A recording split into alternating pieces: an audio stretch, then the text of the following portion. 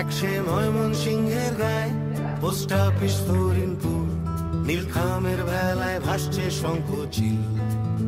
কোথা যেন আদি নিবাস তার, ভোরবেলার অন্ধকার, সেই ঘরের চৌকাট পেরোনো মুশকিল। লুটকি একটেরে নদীর ছিল না, আর সোনাই দিঘি গ্রাম, আজ দু চোখ বুঝলে শৈশব স্বপ্ন পান। কিছু রং হারানো ফুল পেল দুঃখী এক স্কুল, সেই ধানের ক্ষেতের সোনালি অগ্রাম।